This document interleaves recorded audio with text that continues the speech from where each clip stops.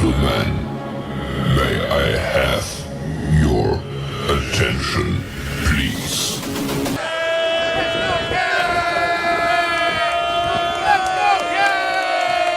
The show starts in 3, 2, 1, go. Good morning, CaneSport. It's May the 22nd, 2023. I'm Gary Ferman, the publisher of CaneSport.com, joined today by Stephen Wagner and Izubee Charles as we discuss the news of the day. And guys, it's day 8 without Matt Shodell. Who knows? Maybe we'll just keep it the three of us on this show.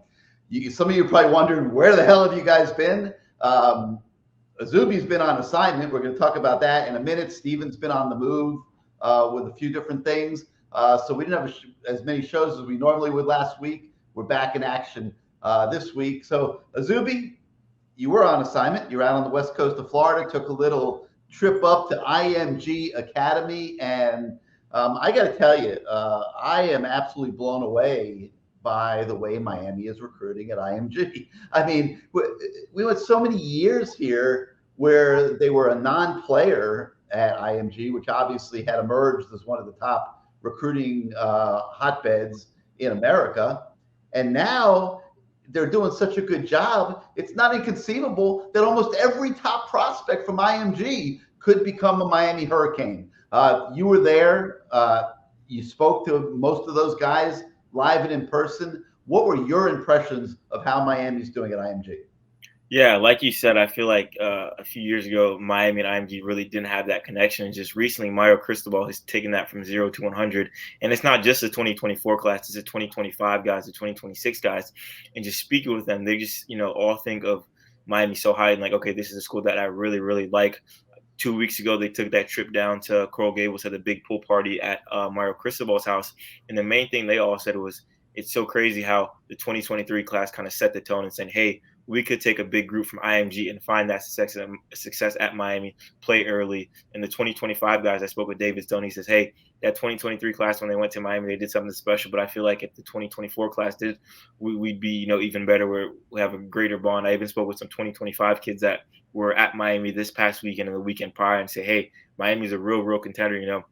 The biggest thing, I believe it was Donovan Olgobadi. I don't want to butcher his last name, but the biggest thing he told me was, I just got to IMG and Miami just offered me. It's kind of crazy to see. I just got down here and they're already, hey, we like you. We like your game. We came to see you. So if any new guys come into IMG, any guys that have been there for a while, Miami's on top of them and showing them love and saying, hey, IMG just become our pipeline. Send guys to us. We'll treat them good. We'll make sure they're living good. David Sote said he speaks to Francis Malgoa all the time. Jaden Jackson speaks with Francis. Garrett Gibson says watching Francis at practice, seeing him start, seeing a guy that he was playing with 2 months ago is kind of like, okay, if Francis is doing that, I can go in Miami, be a day one guy and make an impact on the team. So all around, Miami is just doing wonders at IMG. Billy Miller loves them. The players love them. The faculty loves them. Everyone from the top to bottom is loving that IMG to Coral Gables pipeline. Even 2026, Kazani Childs made a visit to the Miami campus this weekend. We got a story on that on the website. We've got a story on a bunch of these guys on the website from the past several days. So if you all have not been reading all of those, go back and check those out. And you can get updates on all of these IMG kids. But Izubee, it started with the 23 class, as you mentioned. You had Francis Magoa, Jaden Wayne, Riley Williams, Antonio Tripp. And that group have all come to Miami and spoken well of the experience. They're very happy at Miami. And that resonates back to IMG and just keeps filtering down through the subsequent recruiting classes. So I just wanted to touch on a couple of these guys. Running back Garrett Gibson, he visited for the Cristobal weekend pool party and was down in Miami. It would have been a weekend ago, and then decides to come back a weekend later for another visit this past weekend. Pretty obvious Miami's, you spoke to Garrett, pretty obvious Miami's doing pretty well there. Yeah, so Tim Harris Jr. was at that IMG spring game as well on Wednesday. And I feel like since he became Miami's running back coach, they've really amped up their pursuit of Garrett Gibson. I know throughout the season, obviously, the 2023 guys are the focus, but you still saw guys like David Stone and Jaden Jackson of the IMG 2024 class on campus alongside with the 2023 guys during the regular season. But Jared Gibson really wasn't, around or found in Miami very often. You see Tim Harris gets introduced. Okay, Jared Gibson makes the trip down there and now this third one, and he's locked in an official visit. And I think Tim Harris is really, really pushing the ball and on top of that recruitment. And he says, Tim Harris isn't pushing him whatsoever. He's saying, hey, whatever decision you make sure you sit, you think thoroughly, because you do not want to be hopping in the portal, switching schools back and forth. So he really likes Miami's not, pushing him at all, taking the time with him, and he's just loving, what he's hearing from Tim Harris Jr. as well. So, with Jared Gibson, I feel like Miami's kind of creeping up because a lot of people think Texas is a team to beat, but I feel like Miami's just slowly but surely just chipping away. And once we see how that official visit goes, we'll have a real good look of where Miami stands with Jared Gibson. And for those of you out there that aren't familiar with Gibson, he's the #1 running back in the 2024 class. Would be a huge get for the Canes to reel him in. Maybe almost as big as if they were able to be successful with 5-star defensive lineman David Stone.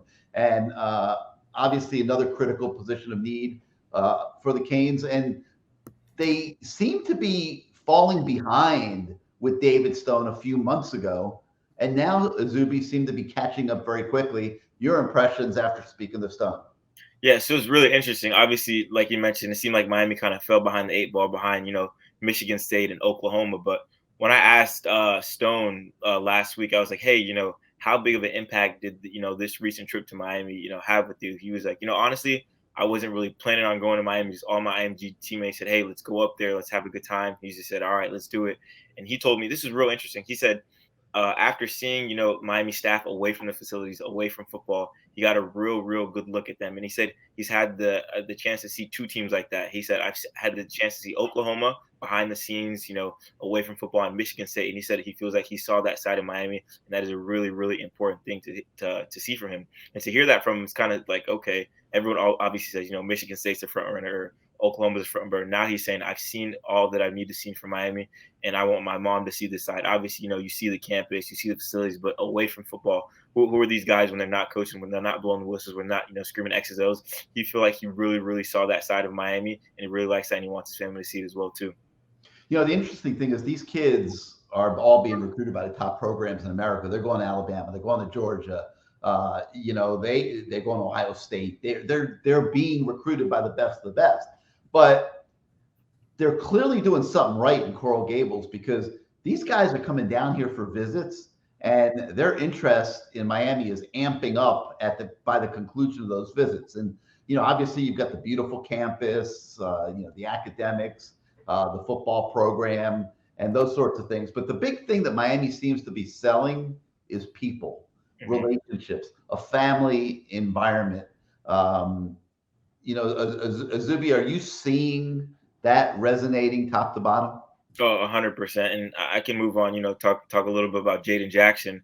His biggest thing is, it's not just Miami's coaching staff that's recruiting him. It's Francis Malgo. It's Francisco Malgo. They're really pushing him, talking to his family, saying, hey, Miami is the spot for you to be at. You see, what I'm doing. Obviously, Jaden Jackson's not a 5-star, consensus 5-star across the board with all schools, but he believes, hey, if Francis can go in Miami and do it, so can I. I was playing alongside him, 2 or 3 months ago, and I see him, doing things at the collegiate level. So just not just the Miami staff, just the players and them bringing their family around. That's the biggest thing. He's mentioned Coach Joe Salvea being a guy his whole entire family knows. That's just a big part of his, recruitment. He says, obviously, I love all my schools, but kind of having that sort of family in Miami's kind of resonated with him, sticking out. So to see Miami not, push we can do this, or we're better than this school, say, hey, no, we're a family, come be a part of this family, something that all those IMG kids really like.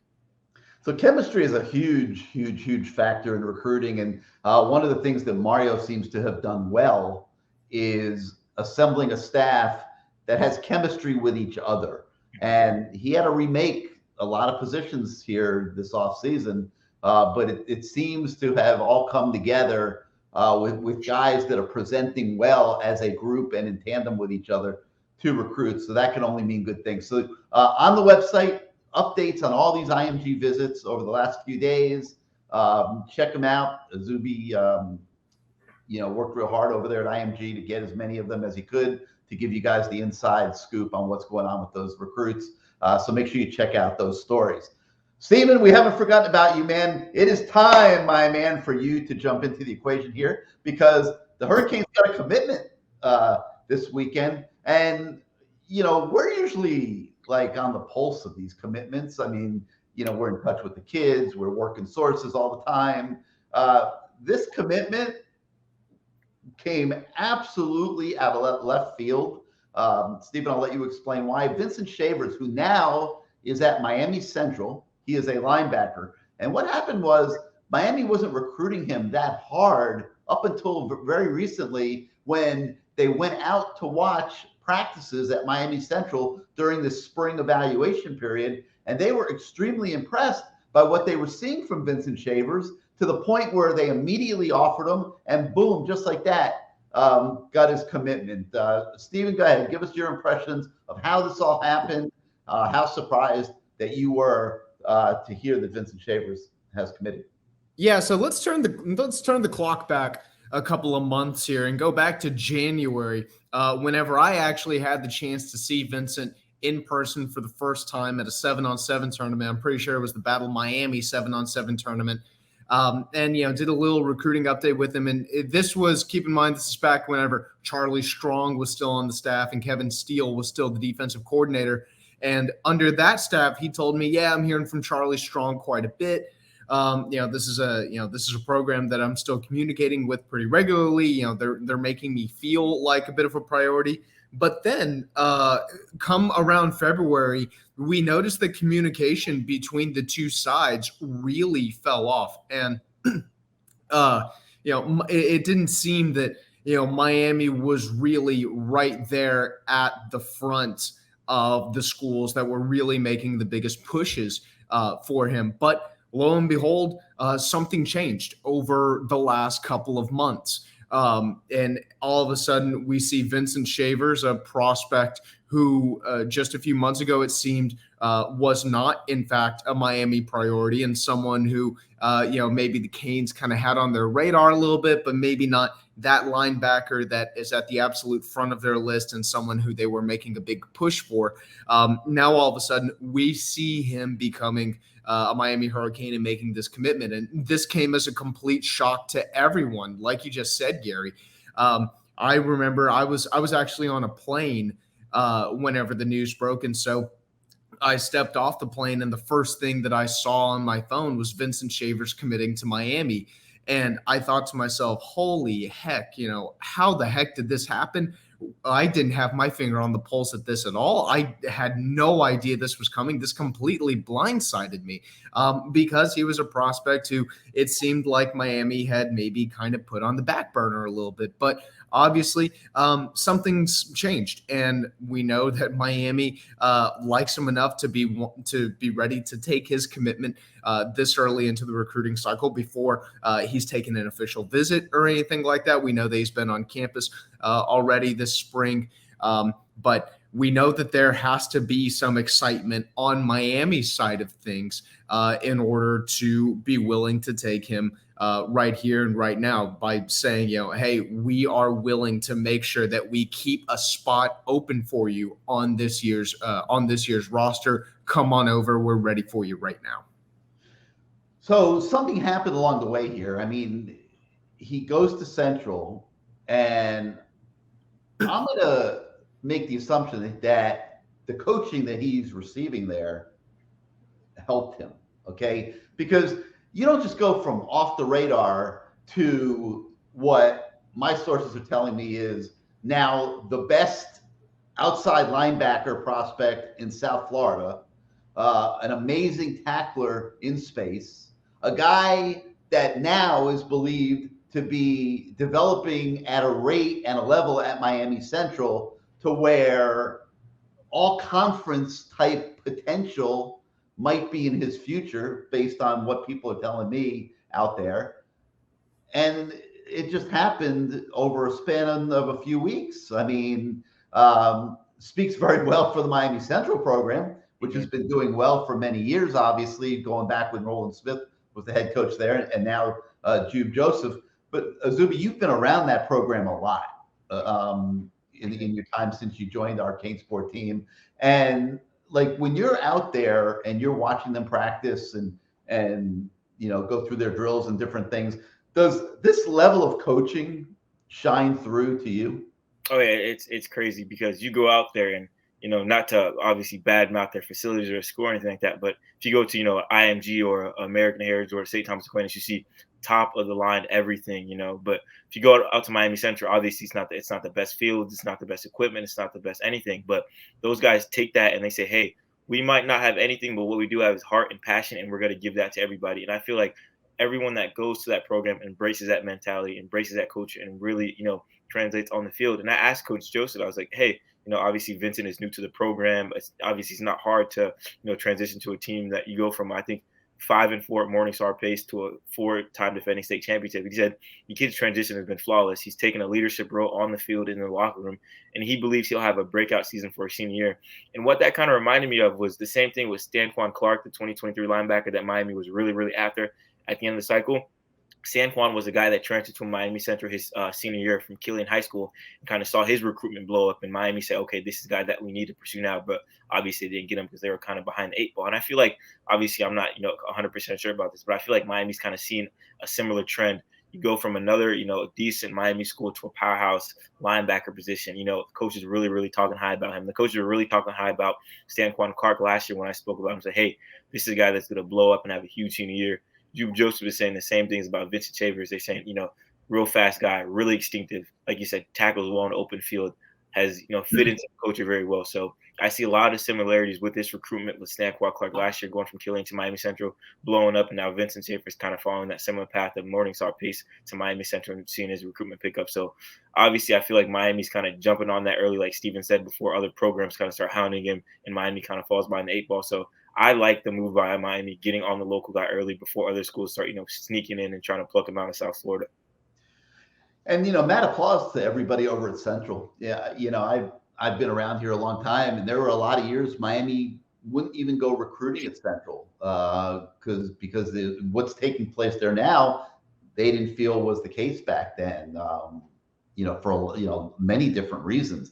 And now, obviously, Miami Central is a key recruiting destination for the Hurricanes, and they're winning state championships, and they're obviously developing their players really, really well. So, congrats to Miami Central. Mad applause for Coach Joseph and all those guys over there. And I guess congratulations to Vincent as well, because he now gets to be a Miami Hurricane. And we'll be bringing you more and more on him and that commitment as we move forward.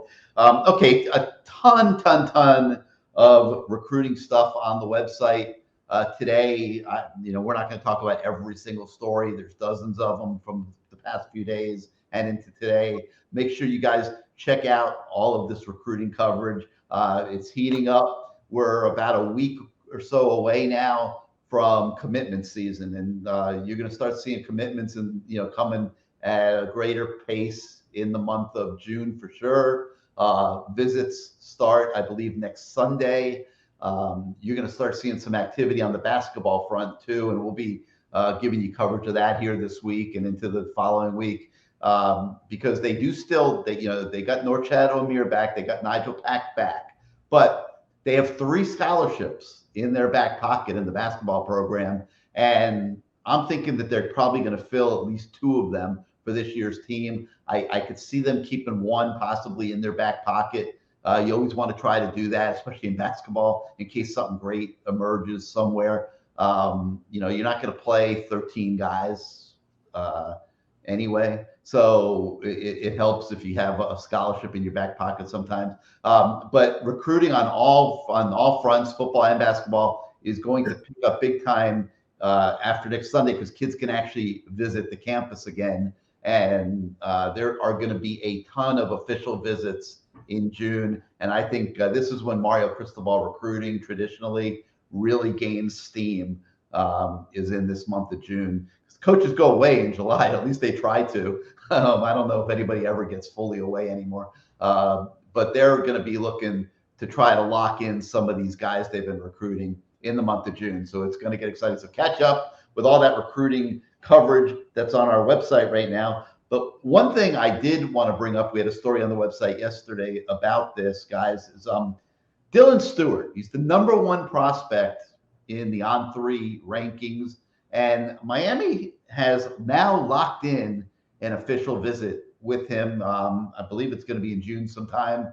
And that's a huge thing, Stephen. And, it's like they are now showing you're seeing a lot of these five-star kids, a lot of these top recruits locking in Miami visits. And I think it's a statement that the overall recruiting effort is really A, doing well, and B, starting to pick up real steam. Yeah, and I think this all comes down to Jason Taylor, especially whenever we're looking at the success that Miami's having recruiting the defensive line. I put in an RPM for Justin Scott to land at Miami. I feel good about that. That is Jason Taylor. Dylan Stewart coming to Miami for an official visit, now having visited already twice this spring, and now he will have visited for a third time in 2023 whenever he comes down here for his official visit. That is Jason Taylor. Jason Taylor right now, he's recruiting like he could potentially be in the recruiter of the year conversation. Every single coach every single player that I've had the chance to talk to, whether they're interior defensive line or exterior defensive line edge rushers, they all talk about how excited they would be to play for a guy like Jason Taylor. Dylan Stewart, tremendous amount of excitement about the idea of being able to play for a guy like Jason Taylor. That's one of the main reasons why Miami has kind of held Stewart's attention. We even look at Justin Scott, a guy who they're recruiting at both a 3 technique and a 5 technique, or they kind of see him playing a 3 technique or a 5 technique. Part of the recruiting pitch for Justin Scott has been, hey, Jason Taylor can work with you in some circumstances, really at the 5 technique and try to, get you on the edge and give you kind of these one-on-one pass rushing opportunities. Then, we look at the other guys, David Stone, now visiting Miami a couple of times, now visiting Miami 3 times this spring. That's really Jason Taylor making another really awesome impression with these defensive line recruits. And, Miami's certainly not slowing down by any means. Like you said, Gary, I think that June is going to be a pretty big month for Miami football recruiting. I think we'll get some commitments in July as well. Somebody asked me on the message board last night if, we kind of see Miami's recruiting path following sort of a similar trajectory to last year, where we see June and July be pretty big months, and then kind of hit the reset button going into the fall a little bit. And I definitely think June and July are going to be big commitment months this year as well. And then I think we'll probably see a few commitments in August too, just because I've had a couple of kids tell me that they want to commit sometime in early August, around the time that maybe their spring practice or their fall camps are starting, and then also going into their senior seasons. So it's definitely shaping up to be a big summer for Miami, and a really, really big June whenever you start looking at this official visitor list, which now has Dylan Stewart, the number 1 prospect in the country, on it. Yeah, you got me all fired up with that RPM with Justin Scott a week or so ago. I backed it up yesterday. I admit it. I got just fired up thinking about your RPM. I said, you know what? I got to give Steven some juice on that one. So I jumped in there and backed it up. So that should have kicked his percentage up a few points maybe. But no, Jason Taylor, I don't see how Jason Taylor can seriously recruit a top defensive end prospect and lose. I mean, like, he's as personable as any coach you'll ever see. I mean, the parents, have to absolutely love him. I mean, he's got an amazing presence when he walks in the room. He's in the Hall of Fame, and you're going to be taught, technique and skills at the highest level. I don't know how this guy's going to lose a lot of recruiting battles. It seems like almost everybody he recruits is very interested immediately, as they should be. To have the opportunity to go to a school and be coached by somebody with his pedigree is absolutely incredible. So yeah, not a surprise that they continue to make progress with Dylan Stewart. It's not going to be easy. He's top recruit in the United States right now, according to the On3 rankings.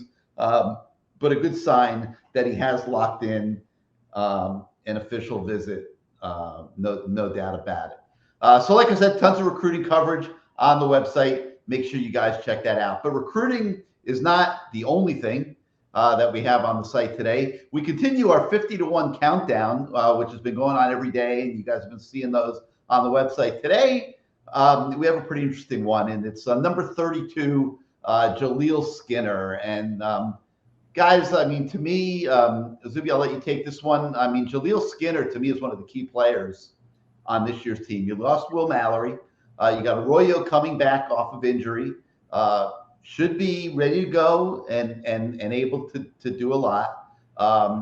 You know, you've got Cam coming in, the transfer from Oregon, but you don't really know what's going to happen at the tight end position. And to me, Jaleel Skinner is a guy that could really shine in Shannon Dawson's offense, and it's up to him to make it happen.